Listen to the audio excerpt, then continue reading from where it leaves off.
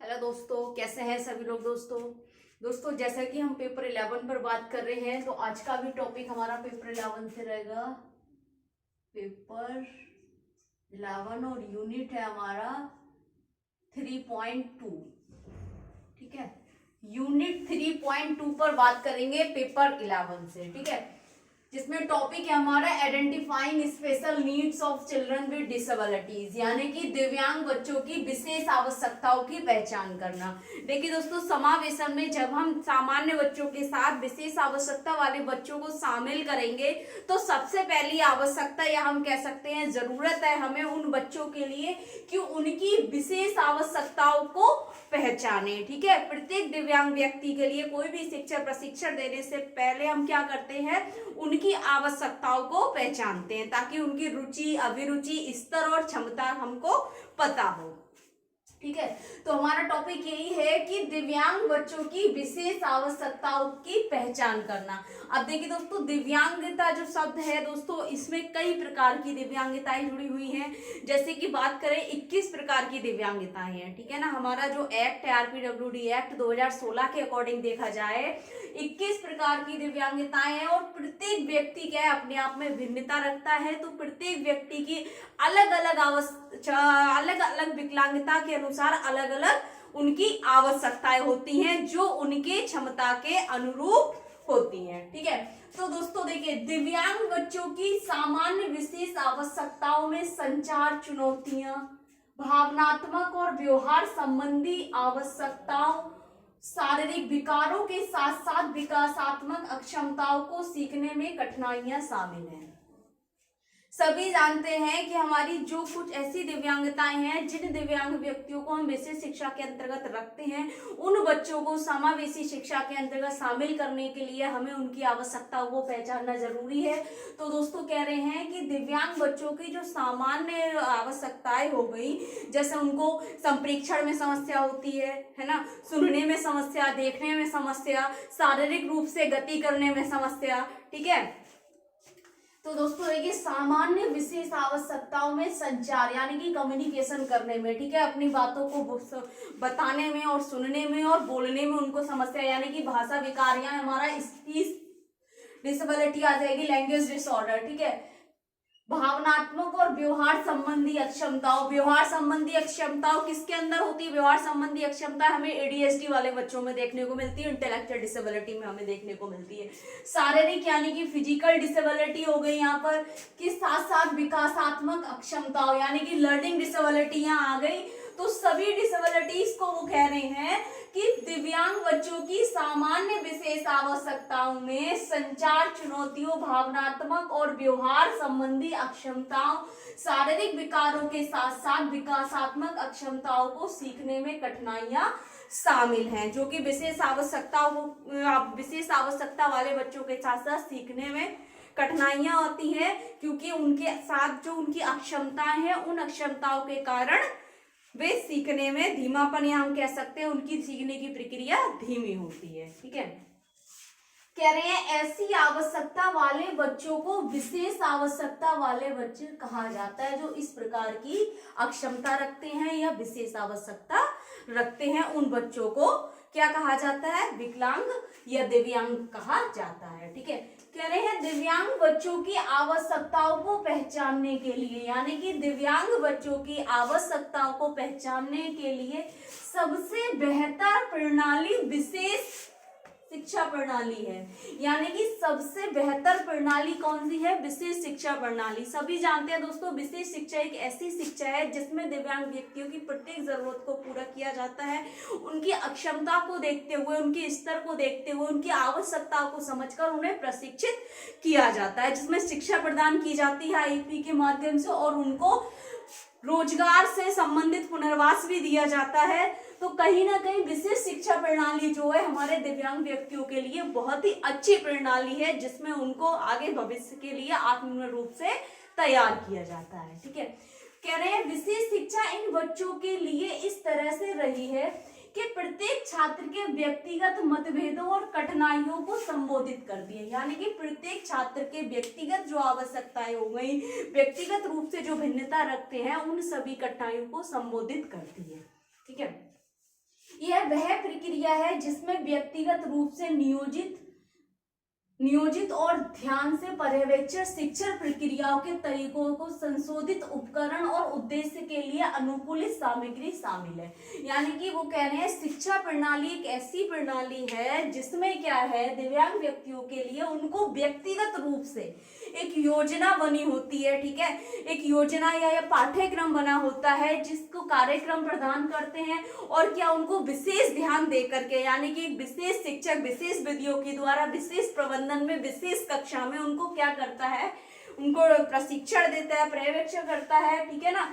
और कह रहे हैं शिक्षण प्रक्रिया के अलग अलग तरीके, ठीक है, संशोधित उपकरण, यानी कि छात्रों के लिए उनकी आवश्यकता के अनुसार उनको उपकरण भी दिए जाते हैं, असिस्टिव डिवाइस भी दिए जाते हैं, और उद्देश्य के लिए अनुकूलित सामग्री भी शामिल होती है, यानी कि अडेप्टिव मटेरियल शामिल होता है उन छात्रों को सिखाने के लिए या प्रशिक्षित करने के लिए। कह रहे हैं विशेष आवश्यकता वाले बच्चों की मदद करने के लिए डिजाइन की गई अन्य व्यवस्थाएं भी शामिल है।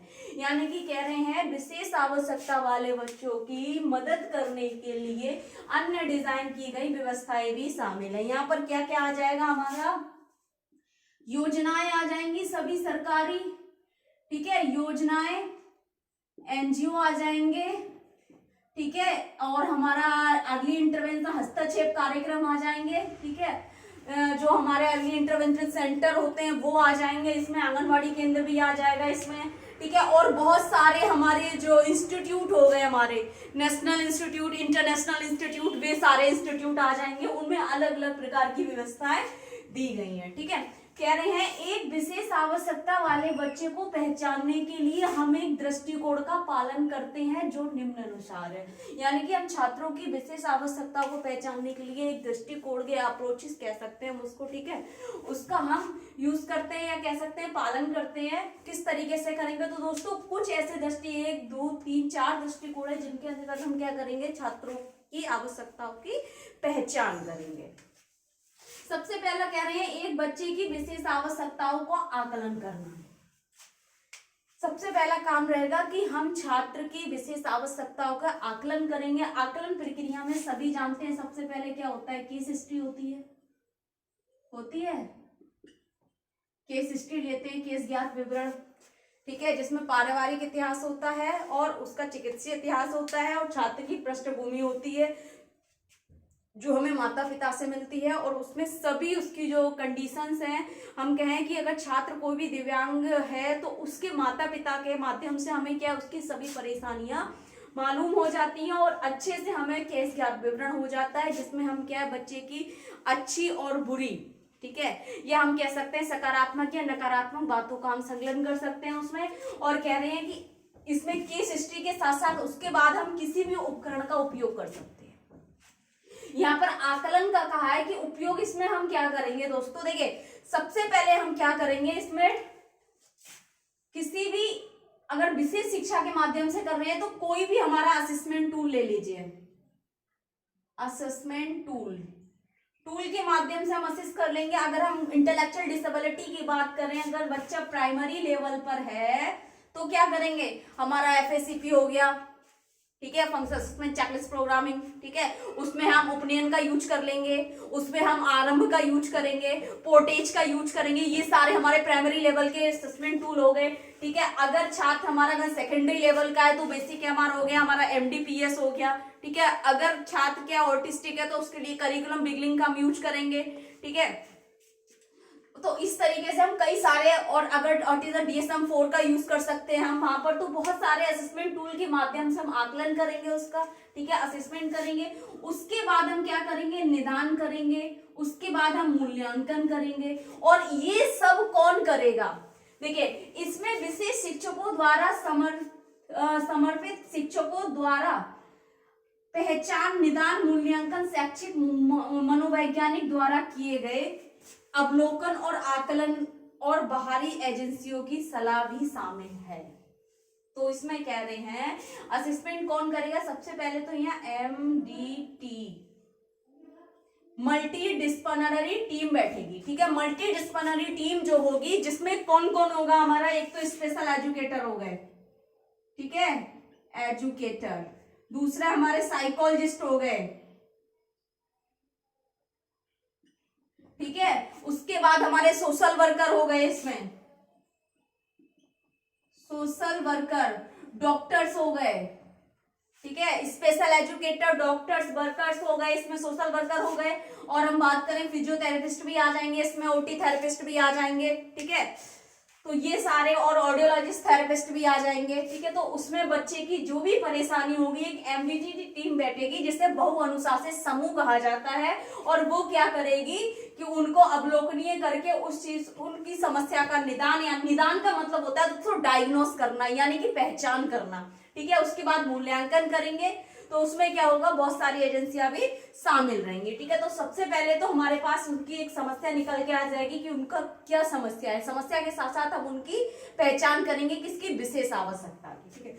दूसरा स्टेप रहेगा हमारे बच्चे की आकांक्षाओं और सहमत परिणामों को पूरा करने के लिए प्रावधान और योजना बनाना, यानी कि छात्र की जो आकांक्षा है उसको सहमत परिणामों के लिए हम योजना बनाएंगे। क्या क्या रहेगी, कक्षा शिक्षक द्वारा आंतरिक और बाहरी सलाह के समर्थन से अतिरिक्त या अलग प्रावधान की योजना बनाई गई है, जिसमें लक्ष्य निर्धारित और औपचारिक रूप से एक संक्षिप्त नोट और समर्थन योजना में होती है। इस योजना में छात्र और माता पिता के साथ चर्चा की जाती है। अब छात्र के बेहतर भविष्य के लिए हम योजना बनाएंगे, जिसमें प्रशिक्षण देंगे। प्रशिक्षण के लिए हम क्या करेंगे, एक हमारी रिपोर्ट तैयार होगी, ठीक है। उस रिपोर्ट के अनुसार हम क्या, माता पिता की सलाह लेकर उनकी क्या क्या आकांक्षाएं हैं, क्या क्या एक्सपेक्टेशन है बच्चे से, उन चीजों पर चर्चा की जाती है। नेक्स्ट हमारा स्टेप रहेगा परिणामों को पूरा करने के लिए प्रावधान करना।